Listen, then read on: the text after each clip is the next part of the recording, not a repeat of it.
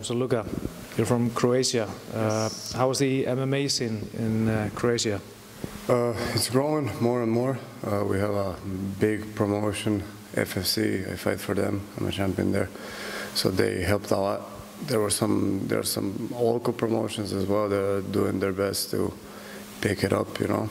So it's getting better. The financial situation in the whole nation isn't kind of too good, you know.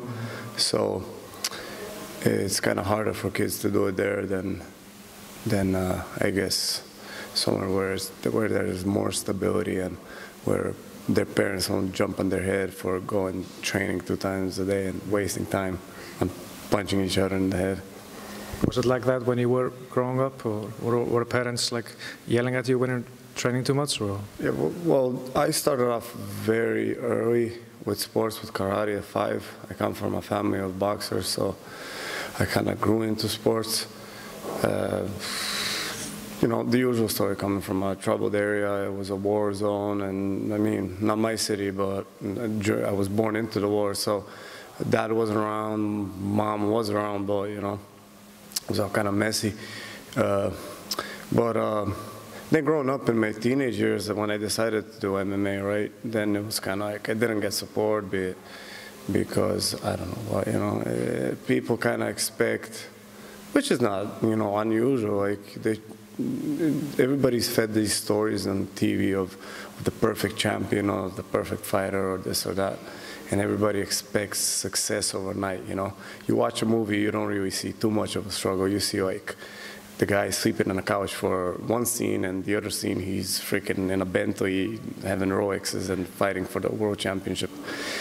So it's kind of like people don't understand it, and back in the day they definitely didn't understand it. Like 13 years ago they didn't have a clue, so of course I didn't get any support. But if you think about it, you go into the sport because of anybody else than yourself. And I guess I would prove to my parents that there is something to it, and there will be something from it. And now that they see my work is paying off, you know, and that I am getting better, you know, so that, you know, it makes all the pieces are falling into their place. So how did you get into MMA initially? You said you started in karate, and how did you get into MMA? Well, after karate, like, I started at a school for kids. It was like taekwondo, karate, judo, a lot of like traditional martial arts in the gi. And then you could decide where you're going to go, which sport you're going to take. So I took karate because it was in my neighborhood. And, you know, like I said, the financial situation is the best. So, of course, you're going to choose the nearest location. And then after that, my karate teacher was an absolute prick, so I kind of started not to like it, you know. It's not the karate, not the martial arts, just him, you know.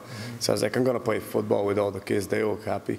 So I started off, I was worse, of course, because I jumped into the latest. So I was a goalkeeper, and then I went to be a solid goalkeeper in the first league. As a cadet, and then after it, I just kind of like, you know, I was cross-training. I trained with my dad a bit, you know, boxing and this and that. It was all good, you know, getting into trouble on the streets. And then my younger brother actually got bullied at school, so I, of course, as the older brother, I should protect him, right? So that's what I did. But after some times, I just got fed up, and I was like, listen, like, this isn't initially good for you.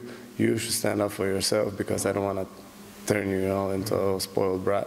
So I took it into martial arts at UFK Trešnjevka. It's a MMA club, so that's where I started. I got him to the training session, and the coach was like, I was talking to the coach, and he was like, yeah, you know what you're talking about? I was like, yeah, I'm a big fan of MMA, obviously.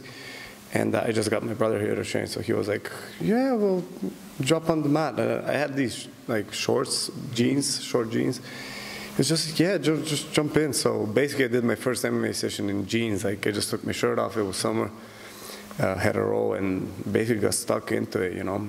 Fighting makes me happy, so that's what I do. And from then on, you know, I just started cross-training, grappling, jiu-jitsu in the gear, of course. Kept boxing, kickboxing, competed and everything, and then went to amateur MMA and then pro MMA. Started pretty early, around 2019, I don't know. Yeah. Now you've been training at SBG in Dublin for some time now. Why did you decide to, move to Dublin and train there? Yeah, well, long story told short, economical reasons. So the economical crisis kind of hit the whole nation, and me and my girlfriend's, my fiance, sorry, now titles there for it. Our families kind of went the way the whole nation went. So basically we got fed up with it and didn't want to, raise our children in poverty and stuff like that. So it was we were thinking about a lot of places like, New Zealand, Australia, Ireland, Canada, the States, where to go, what to do. And I was texting John Kavanagh like 5 years ago, and he seemed like he invited me to come over and everything. He seemed like a really great character. So I emailed him again. He said that, I was like, is there still a place for me on the team? He said, yeah. So that's what I did. We moved to Ireland, and things are going great, thankfully. Now, you're a current lightweight champion of the FFC, in Croatia. When do you expect to defend your title? Well, I won the title in December, and I was defending it in April, I think. Yeah, like 2 months ago almost. And now the next time, I don't know, to be honest with you. I'm just like, this summer I kind of decided, not that I decided, I said I'm going to try to go to Iceland, so that's obviously happening, so that's great. Gunny being a long-time inspiration of mine, even before I came to Ireland, obviously, the whole team of SBG, and then Arni Isaksson. I don't know how to pronounce the name, but I'm sorry if I messed up something. And of course, Gunny. So I was watching them guys fight for a long time, and that's how I decided for SBG and Mjolnir, basically. So that's why I'm here now at summer. I think I'm going to try to be coming here more often, learning from Gunnar. I love it here. Absolutely love it. Like the first time I was here a year ago, and this was a bowling alley, and then I come here now, and it's like, wow. Obviously, the old Mjolnir looked really amazing. This one is on a whole nother level. This is, I don't know what to compare to this, or if I even can compare anything to this. Yeah, I mean, I definitely wouldn't mind living here. I like the weather, I like the people, I like the mentality. It's kind of like a colder Ireland, but yeah, and less people, I like that. Well, you lived with the Diaz brothers for a couple of months in Stockton. How was it like, back then, living with them, and how was it for you when Conor was facing Nate Diaz, and there was this sort of like a rivalry between them? And well, I went there to corner my teammate at that time, Igor Pokrats, for the UFC. He was fighting Stefan Bonner, I think, in Vegas. So there was some complication over the stay there. So after a week and a half, I decided to text Dan Black, their Muay Thai coach. He has Team Black now, a lot of good Muay Thai guys. And well, basically, I texted him, and he said, yeah, come over. You know, he invited me before that, so I came over. I stayed with Nick and Nate first, because Dan lives in the Bay Area. So basically, Nick and Nate said, like, stay here, you know. You fit in, so why not? And I was there for like 2 months. I got my both knees injured wrestling, so I had to go back to Croatia. It was a great time. They're really nice guys, at least towards me, you know. So very, very smart, doing their own thing, you know, in their very own way. Maybe come across different than what they are, but they're pretty real people, you know. And I don't know. Regarding Conor and Nate, I mean, Like, look, it's, you know, it's the best fighters in the world, so like, I guess it's normal, you know. So I have a brother, my younger brother actually lives in the States, so I haven't seen him for 4 years. Connor was preparing for Los Angeles. I'm left-handed, so I was helping with that camp. Artem and him went to LA, and then it was a change of opponents, and they messaged me, and of course I'm gonna help him. Connor's my teammate, you know. I'm an SBG fighter. It's a fight between them, so, you know, if I was fighting, or if I am gonna fight somebody from their team in the UFC, you know, will they help their guy? Of course they will. So I don't mind. If they mind me, guess what? Sorry, but I'm not sorry, you know. You've been here for a couple of weeks training with Gunnar for his fight against Santiago Ponzinibbio.